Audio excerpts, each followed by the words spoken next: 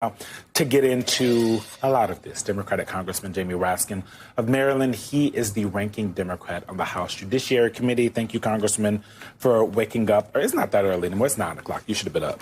But I want to get to something that you are up to. You are hoping to get past the No Carte Blanche Act.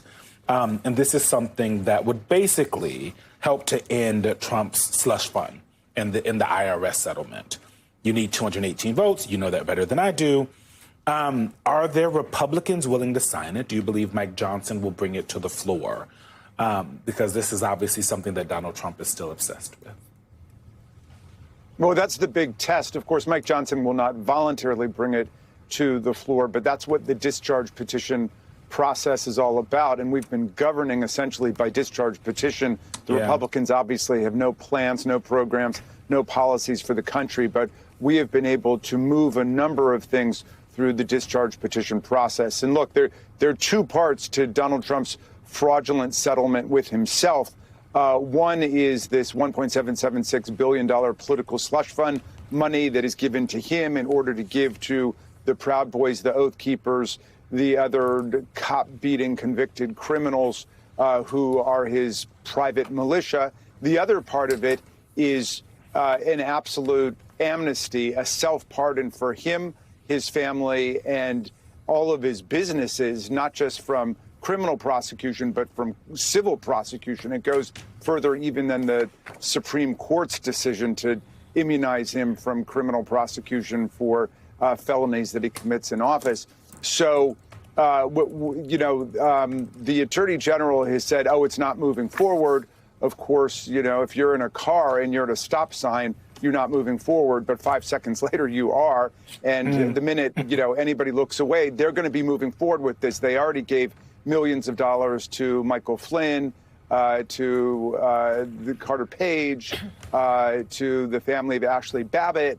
And this is what they want to do. It's like, who wants to be a mega millionaire? And so we need to put it into law that they cannot use our money like this. It's completely unconstitutional both to give the president any money beyond his salary in office, but also to give anybody money in order to compensate them for insurrection.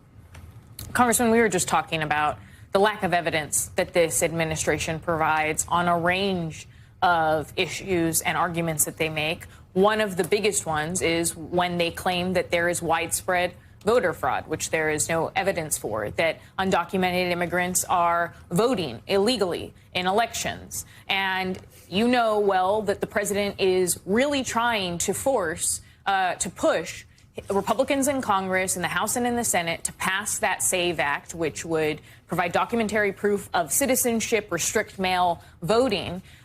I want to play for you how Republicans are talking about this and are pushing this in a swing state like Pennsylvania. Here's your colleague, Dan Muser, in Pennsylvania just this week. The latest effort has been to shield every one of the 15 million illegal immigrants in our country by defunding ICE and Customs and Border Patrol. And why? Here's what they're after. Blanket amnesty for all, including the criminals. And if you don't believe me, ask them privately. They'll tell you. To count illegals in the census and to one day turn them into all voters. They're accusing Democrats of wanting to turn undocumented immigrants into voters and have them vote illegally. How are you and other Democrats confronting this ahead of the midterms and trying to challenge it? Because, as you know, so many voters end up sometimes believing the president, despite the lack of evidence. Well, it's a pack of lies, of course, and we're doing everything in our power to refute them, stop them in court, and to defend the power of the states to run our elections, which has been the American system since the Constitution was written. Donald Trump is obviously the only one who's trying to commit election fraud.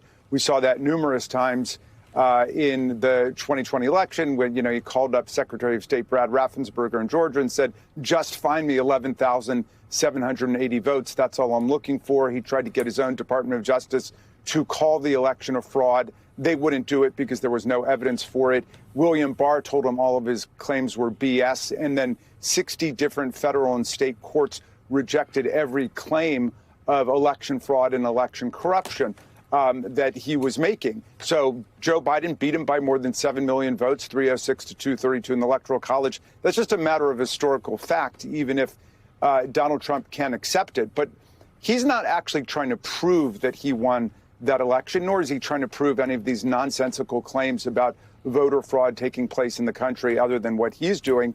He's just trying to exercise control over the Republican Party. And this is how cults, political cults and religious cults work, that you have to accept the lies of the leader. And he uses that as a litmus test for political loyalty. And that's really what's going on to get everybody behind him. So when he tries his next caper, his next attack on our constitutional democracy, he will have people behind him, because what he cannot tolerate is any kind of free thinking and actual interaction with the real world. Involved, as hard as that is to comprehend in a president of the United States, that's where we are. And so, he's in the situation where he's doing self-harm.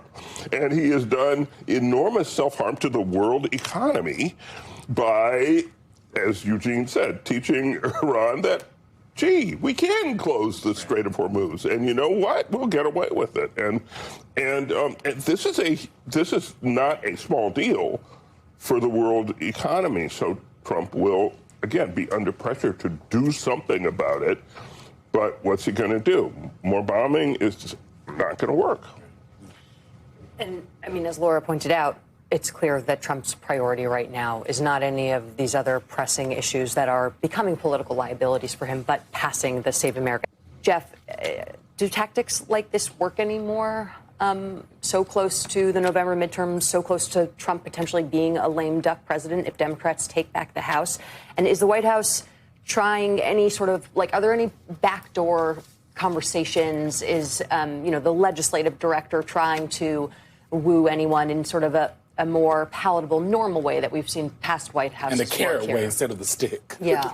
A couple of things. First of all, Lisa Murkowski won, I believe it was her last election, by basically jettisoning the Republican Party and winning on her own name recognition. Mm-hmm. So she won a write-in election. Yeah, exactly. With the name Murkowski. Exactly. Okay, people had to write Murkowski, and she won. So I don't think that the president necessarily can forecast that she doesn't have a chance of winning another election based on that past history. Secondly, he did meet with Mike Johnson this last week, and no doubt there was some damage control going on there, because I can tell you from my own reporting that the day before the housing bill signing was supposed to happen, I was speaking to a White House official who was touting it to me as a major success for the administration and a major success for the White House. So I think he probably caught his own people off guard by declining to sign that the next day. And that is a political problem for him and for his party at a time when showing a little bit of legislative success wouldn't be all bad going into the midterms. That said, and I think this is an important to be sure, the president has almost complete control over the Republican Party. We have seen in the last few months how he can end people's political careers through endorsements and through comments. So yes, some of this looks like shooting himself in the foot, but he's got a very, very strong foot. So that's not a great analogy. But my point is, like, there may be some self-damage there, but he's doing okay, and he knows that, and he knows that he has that power and that strength, and he uses it electorally and politically. Bill Cassidy and him were yelling at each other, and then Bill Cassidy changed his vote after talking to the president and his team. I really wish we had a recording of that. Someone does somewhere. We will get it one day. Maybe when one of these books come out. Eugene, I want to play something for you from J.D. Vance from Real Time with Bill Maher and talk to you about it on the other side. It's really interesting. The biggest criticism I had of the 2020 election is that you had technology companies that were quite literally censoring negative information about the left and promoting negative information about the right. The sense in which I think the election in 2020 was rigged, I'm sorry, is that you had technology companies that were putting their thumb on the scale in a way that completely obliterated the real open exchange of ideas. Now, by the way, it didn't happen in 2024, but it happened in 2020, and it was a problem. That is not at all how Donald Trump uses the word rigged. That is not at all how normal people understand the word rigged. No. It seems to me he is trying to sanitize and find a way to sanitize Trump's stealing the election theory to kind of set himself up as a 2028 or to be able to do it his way. Exactly. He clearly is making his bid for 2028, and he wants the MAGA coalition behind him. And so if you don't use the word rigged about the 2020 election, you got to use that word or else you're out, right? You are, you're worse than a pariah. So he's trying to find a new way to use the word rigged. This is completely, just out of thin air, I guess, but he's trying this out and seeing if that's gonna work. Let him have it both ways, not claim it was actually rigged, but to say it was somehow the tech companies rigged it. And also, Trump didn't get kicked off of Facebook and Twitter and all of those until after January 6th. This was after the election. After the election. That was after the election. I'm not great at math, but I know months a little bit. A couple months after the election. We also didn't have Elon Musk in 2020. This situation is getting more complicated day by day. Even though there is official ceasefire between the US and Iran, both sides are still exchanging military actions, and that is raising serious concerns about how long this agreement can actually last. What actually stood out to me is the growing importance of the Strait of Hormuz. It's no longer just an economic issue. It's becoming a military flashpoint. If tensions keep rising there, global shipping and oil markets could be affected, which would have consequences for beyond the region. Another key point is that diplomacy is becoming much harder, with Iran, the US, Israel, and Lebanon all involved in different but connected conflicts. Every new strike increases the risk of a large escalation.